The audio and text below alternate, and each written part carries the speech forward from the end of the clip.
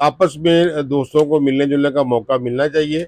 और government level पे भी आपस में मिले लोग, और पब्लिक को भी आपस में मिलने के मौके। वीज़ा पॉलिसी आसान होनी चाहिए खिलाड़ियों के लिए, बुकला के लिए। अभी मैंने पटियाला बार के दोस्तों को इनवाइट किया हुआ है, और शायद वो फैसलाबाद बार की हिस्ट्री में पहला मौका होगा कि कोई इंटरनेशनल कॉन्टीजेंट, और ना सिर्फ भारत से कोई इंटरनेशनल कॉन्टीजेंट जो है वुकला का, वो हमारी बार में आएगा फर्स्ट टाइम। तो ऐसे ही मौके मिलने चाहिए।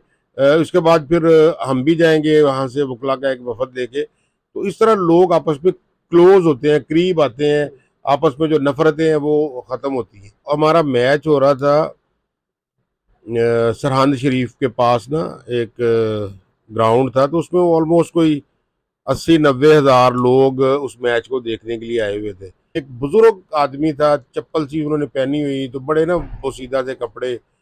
तो वो पास आने लगा तो पुलिस वाले ने उसे धक्का दे के मना किया। तो मुझे वो अच्छा नहीं लगा। मैं क्या मतलब, मैं उस पुलिस वाले को, जो हमारे सिक्योरिटी इंचार्ज थे, उनको बुलाया। मैं क्या, उस बाबा जी को इधर लाए मेरे पास, वो मिलना चाहते, मैं भी उनसे मिलना चाहता हूँ। वो खैर बाबा जी को लेके आए, वो बड़े अच्छे तरीके से सिख बाबा जी थे, बुजुर्ग। तो मैंने उनसे पूछा, मैं क्या बाबा जी आप हुक्म करें। तो कहते हैं कि बेटा, मैं बहुत गरीब आदमी हूँ, मैं कुछ कर तो नहीं सकता, आप मेरे हाथ से ये एक पानी का गिलास ही पी लें।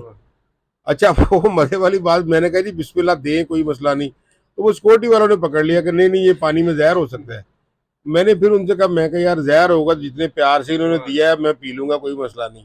बड़ी तो बात इस तरह से ना, इस इतनी लेवल मोहब्बत है वहां पर, इतनी मोहब्बत के साथ लोग देखते हैं। जुडिशल जो रैंकिंग है उसके मुताबिक पाकिस्तान 120 नंबर पर है और इंडिया का नंबर 79 है। पाकिस्तान से काफ़ी वो बेहतर है। उसकी क्या वजह समझने कि इंडिया हमसे इस रैंकिंग में बेहतर है? सबसे पहले तो मैं कहूँगा कि वहाँ के जो निज़ाम सियासी निज़ाम है वो बहुत मजबूत है।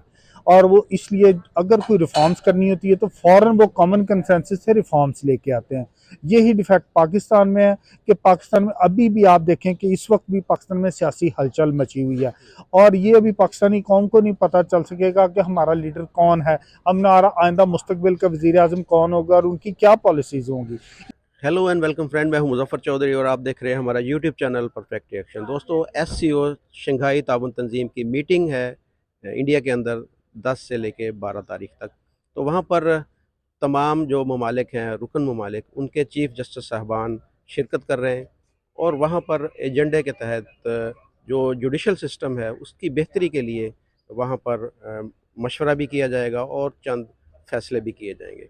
तो पाकिस्तान ने पहले कमिटमेंट की थी वहाँ पर शिरकत की, लेकिन ऐन वक्त पर पाकिस्तान के जो चीफ जस्टिस साहब, उन्होंने माजरत कर ली जाने से। तो हम पाकिस्तानी वकला से जानेंगे कि क्यों पाकिस्तान के चीफ जस्टिस साहब नहीं गए और आया उन्हें जाना चाहिए था।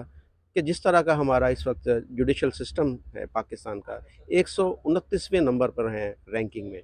तो उसमें बहुत सारी गुंजाइश है बेहतरी की। यहाँ पर सालों सालों मुकदमा चलते रहते हैं और साइल बेचारे रुलते रहते हैं। अमीर और जो ताकतवर है वो उसे इंसाफ भी मिलता है और उसका कानून भी अपना ही होता। तो यहाँ पर बहुत ज़्यादा बेहतरी की गुंजाइश है। तो इसलिए हमें जाना चाहिए था या नहीं जाना चाहिए था, ये जानेंगे पाकिस्तानी वकला की राय। तो चलते हैं उनकी जगह। अस्सलाम वालेकुम वालेकुम अस्सलाम वरहमतुल्लाह। सर, आपका नाम? Mohammad Sarwar Bhatt, advocate, vice president, district bar association Faisalabad, 2022-23। इसके अलावा भी आपकी खसूसियात हैं माशाल्लाह। आप कबड्डी के प्लेयर भी हैं, कमेंटेटर भी हैं और इंडिया, ये तकरीबन 17 दफ़ा इंडिया का विज़िट कर चुके हैं। इसके अलावा अभी भी ये अटैच हैं पाकिस्तान कबड्डी फेडरेशन से। तो सर, आज हम कबड्डी पे बात नहीं करेंगे, आज हम आपसे बात करेंगे कि इंडिया के अंदर एससीओ एक मीटिंग हो रही थी शंघाई ताउन तंजीम की। वहाँ पर सारी जो ममालिक हैं उनके चीफ जस्टिस साहबान शिरकत कर रहे हैं। जुडिशल सिस्टम में बेहतरी के लिए एजेंडा था उनका। तो पाकिस्तान के चीफ जो हैं वो जा रहे थे और लेकिन जाते जाते अचानक ही इन्होंने अपना दौरा कैंसिल कर दिया। तो क्या कहेंगे इस पर कि इन्हें जाना चाहिए था ताकि पाकिस्तान को कोई फ़ायदा हासिल होता, हमारी जो सिस्टम में कुछ बेहतरी आ सकती? जी बहुत शुक्रिया, आपने मुझे इस टॉपिक पे बात करने का मौका दिया। असल में सूरत हाल ये है, अब मैंने विज़िट किया हुआ जी इंडिया, तकरीबन पंजाब सारे का सारा, हिमाचल प्रदेश और ऐसे ही हरियाणा, दिल्ली, गुड़गांव तक सारा मैंने विज़िट किया हुआ है। और तकरीबन 16-17 बार मैं अपनी कबड्डी टीमों के साथ हिंदुस्तान जाता रहा हूँ। और इत्तेफाक से बतौर एडवोकेट मुझे वहाँ के बार के जो नुमाइंदा गान हैं उनसे भी मिलने का मौका मिला। मैं जलंधर बार में गया और पटियाला बार में अभी भी मेरे दोस्त हैं, केपी सिंह, इससे पहले वो बिक्रमजीत सिंह भुल्लर थे, और विनय बतराना जी हैं हमारे वहाँ पे एक सीनियर कौंसल।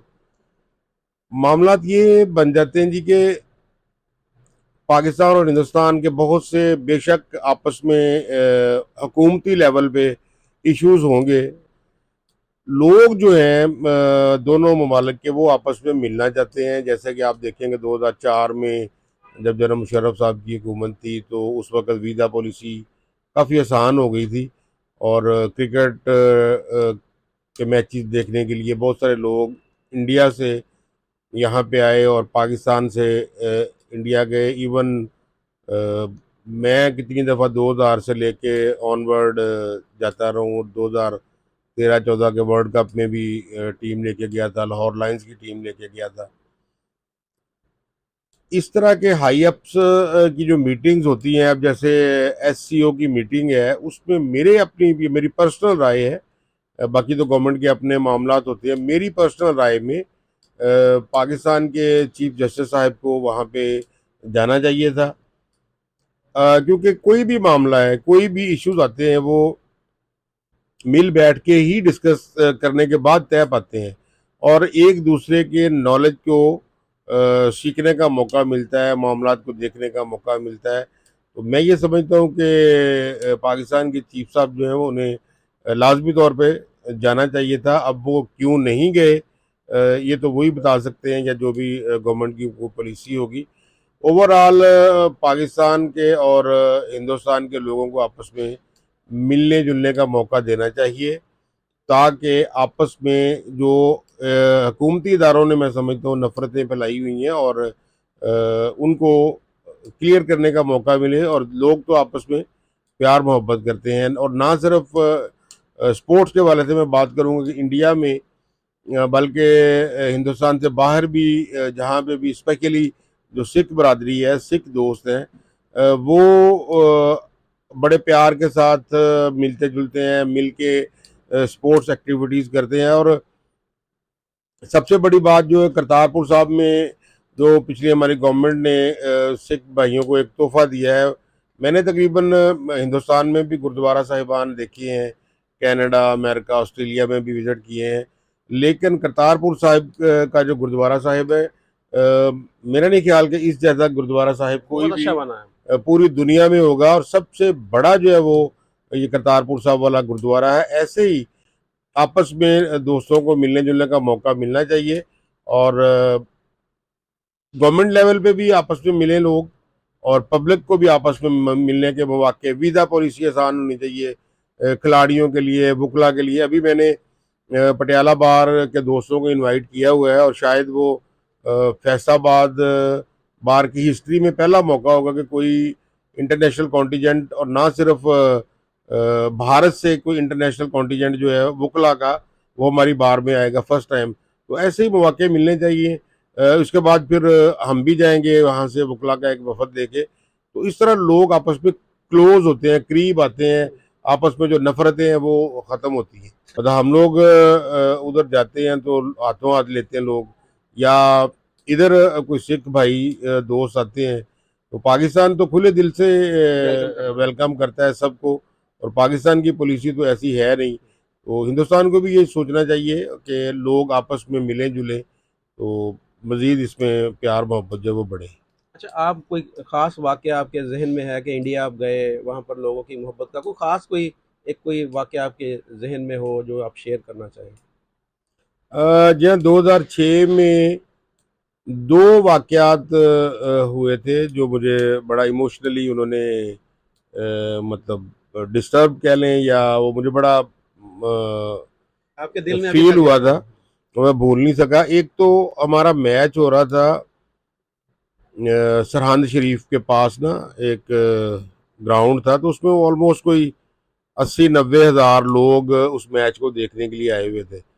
तो security definitely government of India ने बहुत ज़्यादा दी हुई थी। गवर्नमेंट ऑफ पंजाब पुलिस ने ना, वो जब मैच ख़त्म हुआ तो लोग मिलना चाहते थे, कोई हाथ मिलाना चाहता था, कोई फ़ोटो बनवाना चाहता था, कोई ऑटोग्राफ लेना चाहता था, तो वो पास नहीं आने दे रहे थे।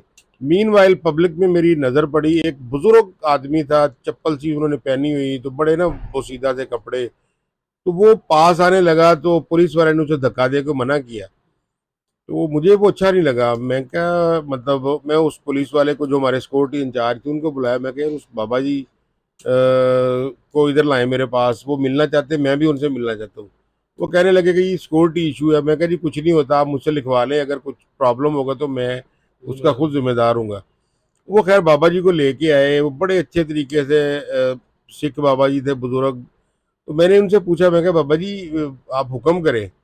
तो कहते हैं कि बेटा मैं बहुत गरीब आदमी हूँ, मैं कुछ कर तो नहीं सकता, आप मेरे हाथ से ये एक पानी का गिलास ही पी लें। अच्छा वो मजे वाली बात, मैंने कहा जी बिस्मिल्लाह दें, कोई मसला नहीं। तो वो सिक्योरिटी वालों ने पकड़ लिया कि नहीं नहीं, ये पानी में जहर हो सकता है। मैंने फिर उनसे कहा, मैं कहा यार जहर होगा, जितने प्यार से इन्होंने दिया है मैं पी लूंगा, कोई मसला नहीं। बड़ी तो बात है। इस तरह से ना, इस इतनी लेवल से मोहब्बत है वहां पर। इतनी मोहब्बत के साथ लोग देखते हैं। उसके अलावा तकरीबन सारा पंजाब, मैंने सारे शहर फिरे हुए हैं, तो लोग प्यार करते हैं। ऐसे ही हमारा एक मैच हुआ था, तो मेरे भाई हैं पाकिस्तान टीम के, 13 साल कैप्टन रहे हैं, 6 दफ़ा के वर्ल्ड के बेस्ट, और इस वक्त हेड कोच हैं पाकिस्तान टीम के, गुलाम अब्बास भट्ट। इंडिया में भी जो लोग कबड्डी, सर्कल कबड्डी को जानते हैं, वो सारे उन्हें भी जानते हैं। तो चंडीगढ़ सर्किट हाउस में हम ठहरे हुए थे, तो शाम के टाइम मैं जो कि टीम मैनेजर था, तो वहाँ पे जो हमारे सिक्योरिटी के हेड थे ना, वो मेरे पास आए कि जी कोई खवातीन गुलाम अब्बास भट्ट से मिलना चाहती हैं। क्योंकि उस मैच में भाई अब्बास ने कुछ 14 स्टॉप किए थे, पंजाबी में जिसे कहते हैं कि जाफी 14 जाफी थे वो। 14 जप्पे लाए। तो मैंने उनसे पूछा, मैं कहा जी मिलवाएं, कौन है, बीबियों से पहले मुझे मिलवाएं, क्यों मिलना चाहती हैं। अब जब वो उधर मीटिंग रूम में वो इंस्पेक्टर साहब से वो ले आए उन्हें, तो एक थोड़ी उधेड़ उम्र की खातून थी, और एक लड़की थी, मतलब उसने बच्चा पकड़ा हुआ था एक ना, 20-22 साल की बच्ची होगी, तो उसने अपना छोटा सा बच्चा पकड़ा हुआ।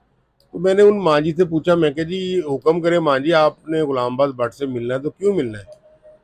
तो वो कहते जी बेटे मिलना तो कुछ नहीं पुत्र, मैं ना इस बच्चे नू अब्बास भट्ट को थापी दबानी है।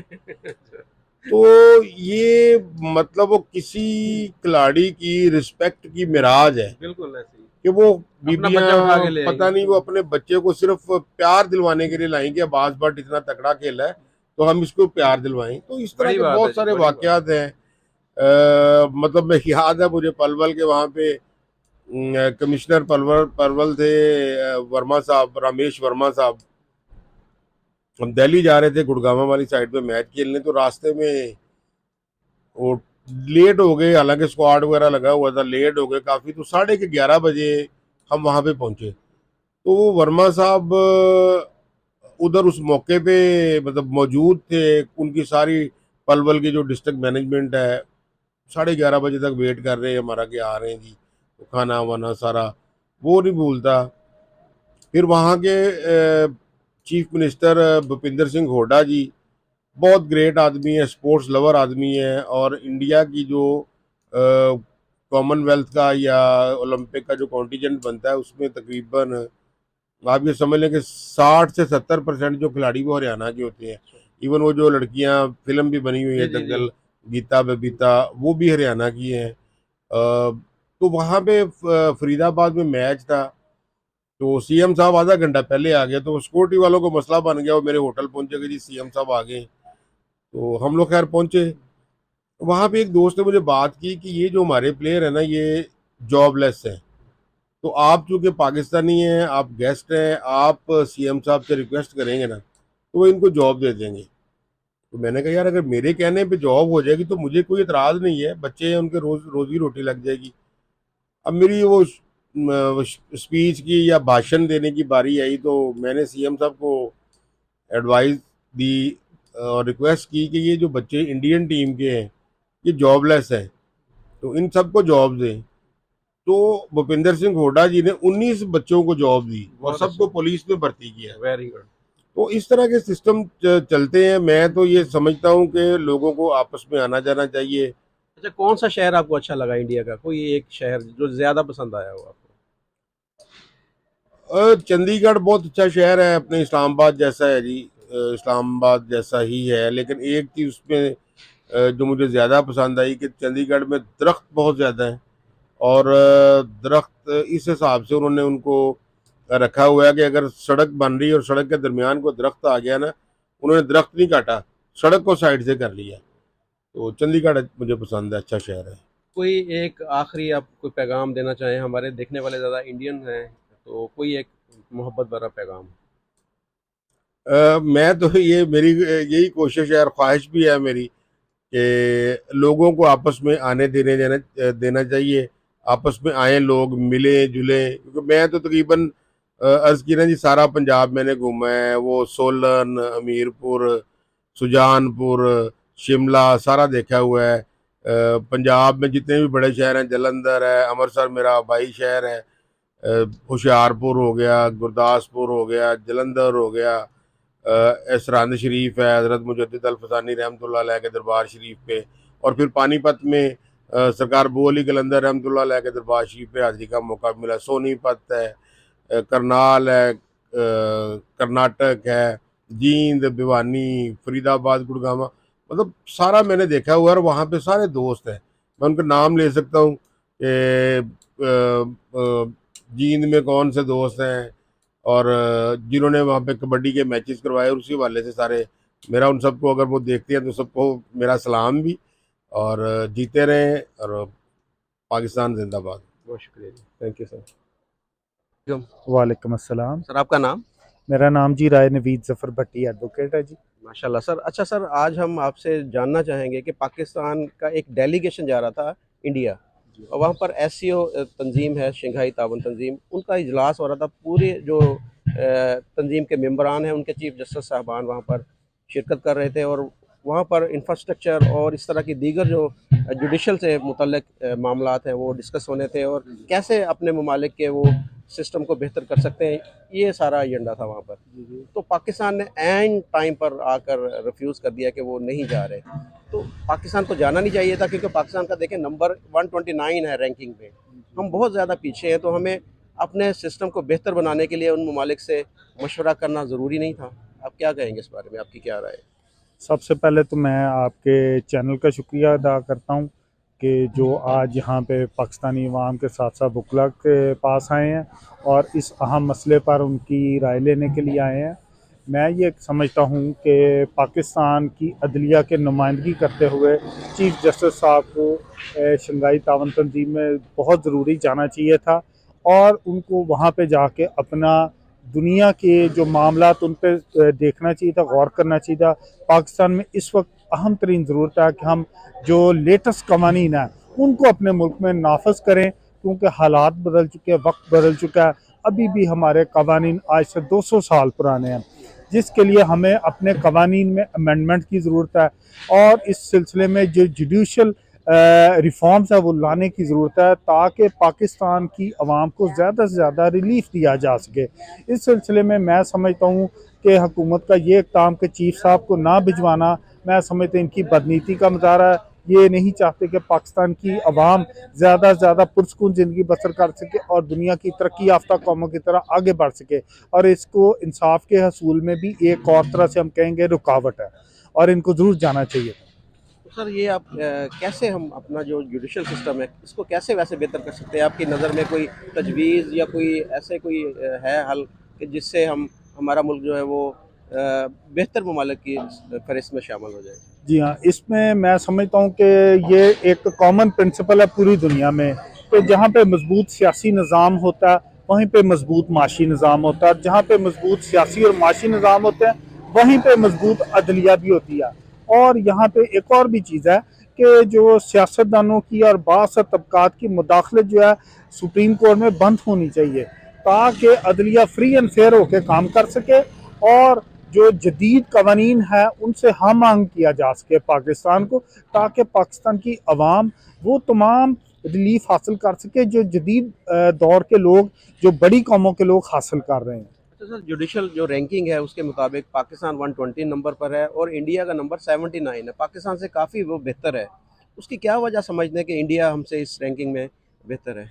सबसे पहले तो मैं कहूँगा कि वहाँ के जो निज़ाम सियासी निज़ाम है वो बहुत मजबूत है, और वो इसलिए अगर कोई रिफॉर्म्स करनी होती है तो फ़ौरन वो कॉमन कंसेंसस से रिफॉर्म्स लेके आते हैं।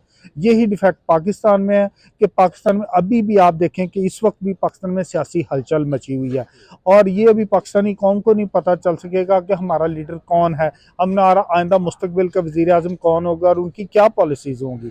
इस वजह से भी हम नुकसान का बायस ठहरते हैं। दूसरी हम बात यह है कि अगर इंडिया की कंपैरिजन करें तो वो अपने आप को जदीद कवानीन से वक्फे वक्फे से हाँ मांग करते रहते हैं। हम अभी तक सियासी इस्तेकाम ना होने की वजह से बहुत सारे जदीद कवानीन को अपने मुल्क में नाफज नहीं कर पा रहे, जिसकी वजह से अवाम आज रिलीफ से बहुत दूर है। और कोई सवाल है? और कोई सवाल थोड़ी नज़र जो है जरा कर लिए। जी, मैं ये समझता हूँ कि अगर जदीद रिफॉर्म्स लेके आनी है तो पाकिस्तान में इनको उलमा को और पाकिस्तान के सियासतदानों को मिल बैठकर एक होना पड़ेगा, और अगर हमारी आइन को और बेहतर बना सकें तो वो ऐसा ही आइन पाकिस्तान की तरक्की का बायस बनता जाएगा। और ज़रूर चाहिए कि अब हमें जुडिशल रिफॉर्म्स और नए कवानीन को नाफज करें फिलफौर, ताकि पाकिस्तान में तरक्की का एक नया दौर खुल सके। तो सर जैसे कायद-ए-आज़म मोहम्मद अली जिन्नाह थे, वो लायर थे और उन्होंने पाकिस्तान बनाने में अहम उनका रोल था। उसके बाद उनके बाद जाने के बाद हमें कोई इस तरह का लायर क्यों नहीं मिल सका कि जो पाकिस्तान को लीड कर सके या सही मानों में पाकिस्तान को आगे लेकर चल सके? जी, मैं इस सिलसिले में ये अर्ज़ करता चलूँ कि कायद-ए-आज़म जो थे उनका एक पैशन था कि मैं अपनी मुल्क और कौम के लिए कुछ करूँ। उनके साथ जो टीम थी वो अल्लामा इकबाल की शक्ल और दूसरे जो बहुत बड़े-बड़े नाम थे, वो ईमानदारी से काम कर रहे थे कि पाकिस्तान को हमने बनाना और इसको तरक्की देनी है। इत्तेफ़ाक की बात है कि उनके जाने के बाद हमारे यहाँ जो बादनीयत लोगों का एक टोला पाकिस्तान पर गासिब आ गया, और उन्होंने अपने आप को तरक्की दी है, अपने घर को तरक्की दी है, मगर पाकिस्तान को वो पीछे लेके गए हैं, और आज उसी का खमियाजा हम सब लोग, हर पाकिस्तानी उठा रहा है। हमें एक नेक नीयत सियासतदान चाहिए, नेक नीयत पाकिस्तानी कौम बिलाशुबा एक इंटेलिजेंट नेशन है पूरी दुनिया में, और बहुत मेहनती और बहादुर लोग हैं, मगर इनको अच्छे लीडरान की कमी है, जो आज भी मिल जाए तो यह कौम तरक्की कर सकती अच्छा है। सर, हमने देखा कि जैसे नवाज शरीफ साहब हैं, जरदारी साहब हैं, इमरान खान साहब हैं, तो उनको ऐसे दोस्त, ऐसे वकील मिल जाते हैं कि जो उनको डिफेंड करते हैं, यानी उनको बचने के रास्ते बताते हैं कि आपने अगर करप्शन की है या आपने कोई गलत काम किया तो उसमें कैसे जा सकता है। तो कब ये हमारे जो वकला बरादरी है वो सही मानों में ऐसा काम करें कि जो हमारे करप्ट सियासतदान हैं या जो गलत लोग हैं उनकी हम सही तरीके से पकड़ कर सकें? जी, मैं बताता चलूँ कि ये हमारे वकला पर एक एलिगेशन तो आता है जब भी हम किसी कातिल का या रेपिस्ट का केस डिफेंड करते हैं तो हम सोसाइटी में से हम पर एतराज़ आता है। मगर बात ये है कि मैं कहता चलूँ कि जो वकला है वो तो कानून को पेश करते हैं, वो उसकी हमायत नहीं कर रहे थे। उसका जो कानून है उसके लिए बना हुआ पाकिस्तान का, उसको डिफेंड कर रहे थे, उसको पेश करते हैं अदालतों में। तो उनमें से वो देखते हैं ना कि चोर रास्ता कहाँ पर है, कहाँ पर कैसे किसी कातिल को बचाया जा सकता है, किसी करप्ट इंसान को कैसे बचाया जा सकता है। ये वकील ही हमें मशवरा देते हैं ना फिर। जी, मैं आपको बताता हूँ, ये असल में हमारे सिस्टम के वो ड्रॉबैक्स हैं, जहाँ पे फिर पुलिस और दीगर अदारे फिर वो मदद करते हैं। सिर्फ़ वकला तो कानून पेश करते हैं, वो मशवरे देते हैं कानून के मुताबिक, और कानून में जो गुंजाइश है वो वही देते हैं, और अदालतों को चाहिए कि जो ऐसे बुरे लोग हैं, जो करप्ट हैं, उनको सज़ाएँ दें, ताकि पाकिस्तान का इमेज बेहतर हो सके। अदालतों से जब ऐसे लोग जो सज़ाओं से बच जाते हैं, तो फिर उससे आके मुश्किलात पैदा होती हैं, सोसाइटी में एक अनारकी की सूरत हाल पैदा होती है। बहुत शुक्रिया ji. Thank you sir. Thank you very much.